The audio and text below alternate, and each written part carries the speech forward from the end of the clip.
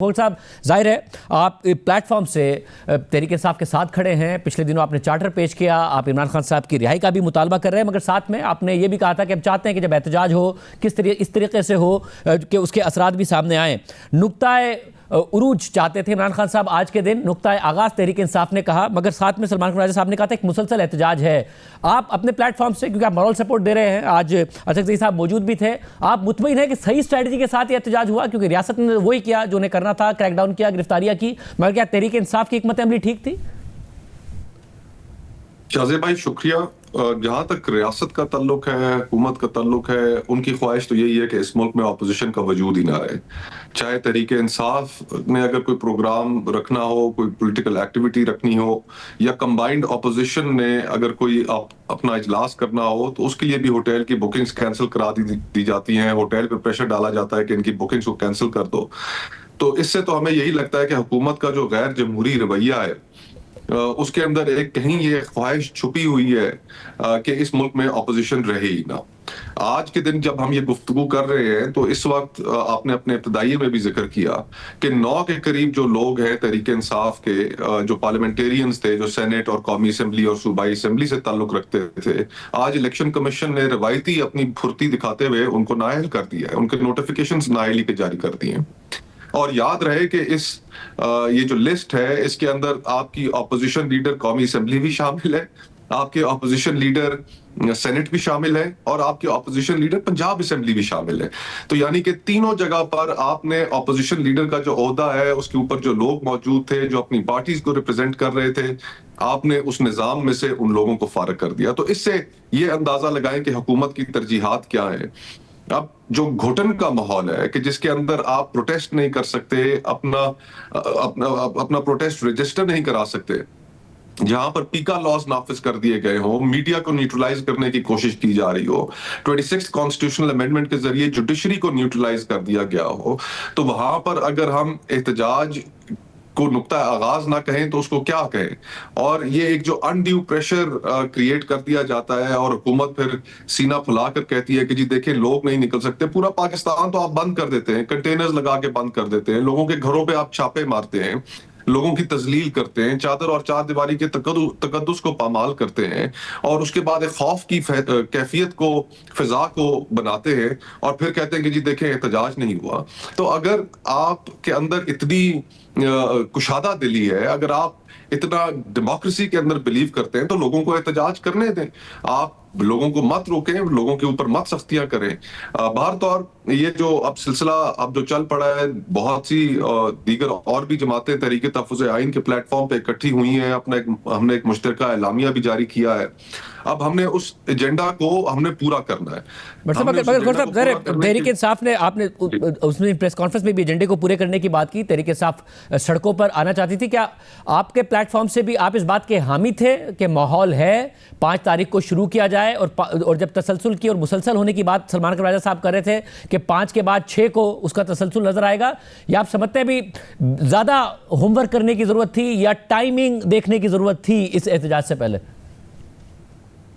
देखिए, मेरे जाती ख्याल में हमें इस चीज पे जरूर गौर करना चाहिए कि इसमें कोई शक नहीं है कि इमरान खान साहब इस मुल्क के पॉपुलर तरीन लीडर हैं। अगर आप कल इलेक्शंस कराएं, हफ्ते बाद इलेक्शंस कराएं, 6 महीने बाद इलेक्शंस कराएंगे, तो 8 फरवरी से ज्यादा अवाम बाहर निकलकर उनको वोट दे देंगी, और शायद 3/4 भी इस दफा उन्हें मिल जाए। सिंपल मेजोरिटी तो दूर की बात। तो अब जहां पर यह सूरत हाल हो, वहां पर इतनी बड़ी आपको अगर अवाम की पिजराई हासिल हो, तो मेरे ख्याल से थोड़ा सा हमें स्ट्रैटेजी के ऊपर भी गौर करना चाहिए कि वो स्ट्रैटेजी को किस तरीके से बेहतर बनाया जा सकता है। मोमेंटम क्रिएट करना पड़ेगा। मोमेंटम को क्रिएट करने के लिए आपको मुख्तलिफ और पॉलिटिकल एक्टिविटीज करनी पड़ेंगी। आप प्रोविंशियल कैपिटल्स के अंदर एपीसीज का इनकाद रखें। इस वक्त पूरे मुल्क के अंदर, और स्पेशली जो आपके फेडरेटिंग यूनिट्स हैं, उनके अंदर एक इर्ताश पाया जा रहा है, और साथ ही साथ ये जो 27वीं आईनी तरमीम की खबरें आना शुरू हो गई हैं, वो एक बहुत बड़ी ओपनिंग देंगी ऑपोजिशन को। फिर ये बाय इलेक्शंस हैं, इन बाय इलेक्शंस के अंदर भरपूर पॉलिटिकल कैंपेन होनी चाहिए, भरपूर पॉलिटिकल एक्टिविटी होनी चाहिए, जलसे होने चाहिए, जुलूस होने चाहिए। तो ये मुझे तो इस पे भी आपका इख्तिलाफ दिख रहा है, क्योंकि तहरीक इंसाफ तो ये इंदिया दे रही है, इनफैक्ट ट्वीट भी हो गया कि वो ये बाई इलेक्शन जो कि इनकी नाअहलियों के नतीजे में हुआ है वो इलेक्शन नहीं लड़ेंगे। आप कह रहे इलेक्शन लड़ने चाहिए तहरीक इंसाफ को, ये भी एक मौका है।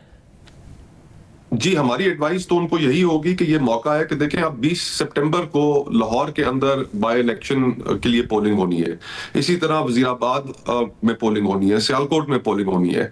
तो अगर लाहौर में आपको एक जलसा करने की अपॉर्चुनिटी मिल रही है, एक इलेक्शन कैंपेन पुरजोर लड़ने की मिल रही है, तो अपना मसल दिखाने की ये एक अच्छी अपॉर्चुनिटी होगी। इसी तरह जो बाकी बाय इलेक्शंस आएंगे, मेरा ये ख्याल है कि भरपूर तरीके से, हमें पता है कि फॉर्म 47 पकड़ा दिए जाएंगे, हमें इस पे कोई शुबा नहीं है, लेकिन वो हमें एक पॉलिटिकल एक्टिविटी करने का भी मौका फराहम करेंगे। इमरान खान साहब की इनकासरेशन को आज 2 साल मुकम्मल हो गए हैं। इन 2 सालों में पॉलिटिकल एक्टिविटी का फुकदान रहा। जिस तरीके से तहरीक इंसाफ ने इलेक्शन लड़ा, उन्हें तो कोई कॉर्नर मीटिंग की इजाजत नहीं दी गई, कोई जलसा तो दूर की बात है। तो अगर ये अपॉर्चुनिटी मिलती है तो वो उन्हें लाहौर के अंदर इस इलेक्शन कैंपेन में एक भरपूर जलसा करना चाहिए, सारी ऑपोजिशन को वहां पर मौजूद होना चाहिए। इसी तरह वजीराबाद, सियालकोट, जहां जहां बाय इलेक्शन हो, तो ये एक पॉलिटिकल एक्टिविटी को जनरेट करेगा और एक मोमेंटम देगा ऑपोजिशन को, कि जिस मोमेंटम की ऑपोजिशन को जरूरत है। तो हमारी तजवीज तहरीक तहफ़्फ़ुज़ आइन के प्लेटफॉर्म से तो यही होगी कि तहरीक मुझे और अपने एक्सपीरियंस के तहत भी एक बात बताइएगा, जब पीडीएम का प्लेटफॉर्म था, आप ज़ाहिर है उस तरफ थे, तीसरे चौथे साल में एक स्पेस क्रिएट हुआ, हालांकि बहुत ज़्यादा करीबी ताल्लुक था इमरान खान साहब को और जनरल बाजवा का, और आप लोगों ने उस पर कैपिटलाइज किया। इमरान खान साहब की हुकूमत गिर गई। अब चौथा साल तकरीबन इस सेटअप को हो गया है, अगर पिछली हुकूमत को भी मिलाया जाए। 2 साल इमरान खान साहब को जेल में हो गए हैं। आपके ख्याल में वो स्पेस क्यों नहीं क्रिएट हो रही है? तहरीक इंसाफ की स्ट्रैटेजी का मसला है, या दूसरी तरफ से बहुत अच्छी पॉलिटिक्स कर रही है नून लीग या पीपल्स पार्टी? क्या हो रहा है? मेरे ख्याल से तो शाहजेब भाई स्पेस क्रिएट होने को है। एक शुगर स्कैंडल आ चुका है, उस शुगर स्कैंडल से बहुत ज्यादा बदगुमानियां पैदा हुई हैं और लोग कहने वाले अब लोग सोचना शुरू हो गए हैं। इसके ऊपर तो आपके इदारिये जंग अखबार के साथ आपके उससे एसोसिएटेड एक कॉलम भी लिखा गया सोहेल वड़ैच साहब का, कि जिसके अंदर उन्होंने हुकूमत को ये तो तसल्ली दी कि कुछ नहीं होने जा रहा, लेकिन उन्होंने साथ साथ ये भी कह दिया कि अब आपको बोझ भी तस्वुर किया जा रहा है। तो ये, और फिर 27वीं तरमीम जो सामने लेकर आना चाह रही है हुकूमत, उसके खादोखाल भी अब स्पेकुलेट होना शुरू हो गए हैं मीडिया में। वो इतना बड़ा उससे भौचाल आएगा कि वो पॉलिटिकल स्पेस क्रिएट कर देगा। लेकिन अगर एनएफसी को छेड़ने की बात होगी, 18वीं आईनी तरमीम को छेड़ने की बात होगी, उसको रोल बैक करने की बात होगी, तो पीपल्स पार्टी के लिए हुकूमत के साथ रहना मुश्किल हो जाएगा। पीपल्स पार्टी को हुकूमत, ये पीपल्स पार्टी के लिए एक सियासी मौत होगी अगर वो इन चीजों को तस्लीम करती है 27वीं आईनी तरमीम में। तो अपॉर्चुनिटी आपके लिए क्रिएट हो जाएगी। अगर ऐसा होता है, खौर साहब जो आप कह रहे हैं, अगर ऐसा होता है और अपॉर्चुनिटी क्रिएट होती है, तो फिर तहरीक इंसाफ को आप लोग नरम कर पाएंगे? क्योंकि वो तो कहते हैं किसी सूरत बात नहीं करेंगे हम पीपल्स पार्टी से भी और नून लीग से भी, क्योंकि हमारी तो सारी सियासत इनके खिलाफ है। तो आपको लगता है वहां पे कुछ फ्लेक्सिबल होना पड़ेगा पाकिस्तान तहरीक इंसाफ को? देखें, बातचीत हमने उनके साथ कोई इत्तेहाद की तो नहीं करनी। हमने तो बातचीत उनके साथ ये करनी है कि जनाब, एक इस मुल्क को इस वक्त मीसाके जमहूरियत की एक नई की जरूरत है, कि जिसके अंदर हम रूल्स ऑफ द गेम तय करें। अभी ये जो हाइब्रिड निजाम इस मुल्क में राइज है, अगर तो आईनी है और आप समझते हैं कि मुल्क के मसाइल का यही हाल है, तो फिर बिस्मिल्लाह, आप अपनी राह पे चलिए, हम अपनी राह पर चलेंगे।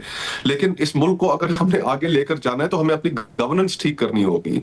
हम पॉलिटिकल पार्टीज को इलेक्शन के प्रोसेस के ऊपर दोबारा एतमाद कायम करना होगा। 8 फरवरी के बाद तो कोई क्रेडिबिलिटी नहीं रह गई इलेक्शन के प्रोसेस की या इलेक्शन कमीशन की।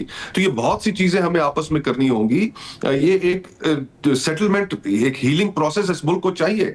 हम ये बात, इससे इनकार कोई भी नहीं कर सकता कि आज मुल्क बहुत पोलराइज्ड है। आज मुल्क की जो मईशत है, मैक्रो लेवल के ऊपर आप हुकूमत कहती रहती है कि जी ये इंडिकेटर्स ठीक हो गए, ये इंडिकेटर्स ठीक हो गए, लेकिन माइक्रो लेवल के ऊपर तो लोगों की जिंदगी में कोई तब्दीली नहीं आई। आपका पूरा का पूरा एग्रीकल्चर सेक्टर इस वक्त तबाह हाल है, किसान बर्बाद हो चुका है, पूरी मईशत का जो बोझ है वो तनख्वाहदार तबके ने उठा रखा है, उसकी कुव्वत खरीद खत्म हो चुकी है, लार्ज स्केल मैन्युफैक्चरिंग डिक्लाइन में है, लोग मुल्क से पैसा बाहर लेकर जा रहे हैं बजाय इसके कि मुल्क के अंदर पैसा आता। फॉरेन डायरेक्ट इन्वेस्टमेंट अपनी तारीख की लोएस्ट उसके ऊपर है, हाईएस्ट माइग्रेशन हो रही है, लोग मुल्क छोड़कर ये निकल रहे हैं। तो अगर हमने इस मुल्क के अंदर दोबारा उम्मीद जनरेट करनी है तो हम सियासतदानों नहीं करनी, रूल्स ऑफ द गेम तय करें। ये तय करें कि हमने कभी इस्तेमाल नहीं होना, हमने पपेट्स का और पॉन्स का रोल नहीं हमने प्ले करना। हम इस रोल को प्ले करने से इनकार करते हैं। सियासी मुखालफतें हमारी रहेंगी, लेकिन हम उन सियासी मुखालफतों को सियासी दुश्मनी में तब्दील नहीं करेंगे। जब तक हम ये सेटलमेंट नहीं करेंगे, फेडरेटिंग यूनिट्स के अंदर जो इस वक्त उठने वाली आवाजें स्पेशली शाहजेब भाई, जो वहां का जो नौजवान है, उनकी गुफ्तगू हम सुनते रहते हैं, मेन स्ट्रीम पे उसको जगह नहीं मिलती। आज लोग सवाल कर रहे हैं आपके फेडरेटिंग यूनिट्स में कि जनाब इस पार्लियामेंट्री प्रोसेस के साथ जुड़े रहने का क्या फायदा है, ये तो डिलीवर नहीं कर पा रही, इसके ऊपर तो इसके प्रोसेस जो है, इसके अंदर जो लोग बिठाए गए हैं वो अनरिप्रेजेंटेटिव है, गैर नुमाइंदा है। तो अगर हमने पॉलिटिक्स को भी रिस्टोर करना है, लोगों का कॉन्फिडेंस भी बहाल करना है, तो हमें कुछ रूल्स ऑफ द गेम आपस में तय करने होंगे। बहुत हो चुका है, हम इस इक्तदार के लिए हमने बहुत इस मुल्क को खोखला कर दिया है।